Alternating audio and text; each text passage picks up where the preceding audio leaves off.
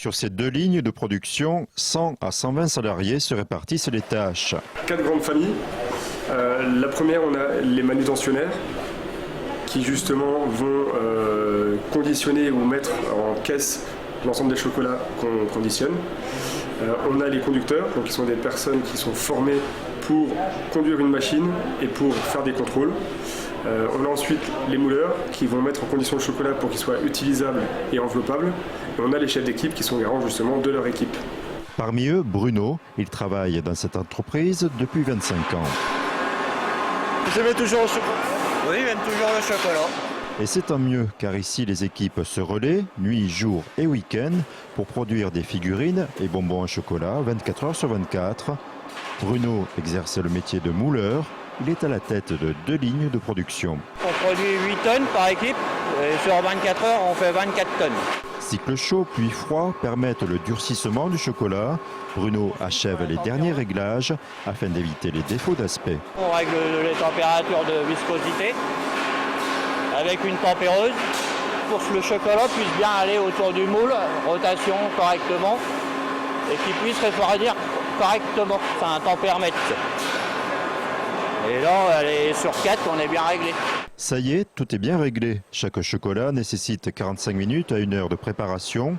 En bout de chaîne, des manutentionnaires s'occupent du conditionnement avec pour objectif d'atteindre un rendement. En tant que conductrice, Nadège exécute des tâches supplémentaires. Contrôler le numéro si ça correspond avec le lancement qu'on a. Ensuite, on va contrôler si le poids est correct.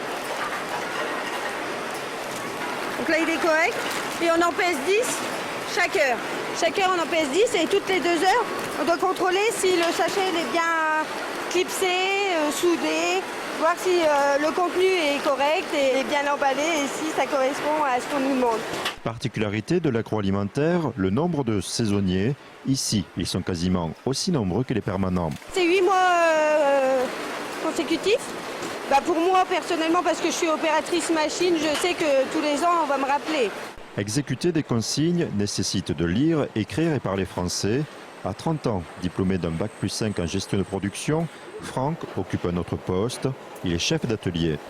Chef d'atelier consiste dans le fait que je dois m'assurer que les productions soient faites dans les délais, quantité, qualité, sécurité et coût. Il n'y a pas de temps mort en fait. Beaucoup de développement, beaucoup de nouveaux produits. Donc on est tout le temps en train de travailler avec des nouvelles matières, des nouvelles fournitures et c'est ça qui est intéressant. Son poste l'amène à rentrer en contact avec l'ensemble des personnels.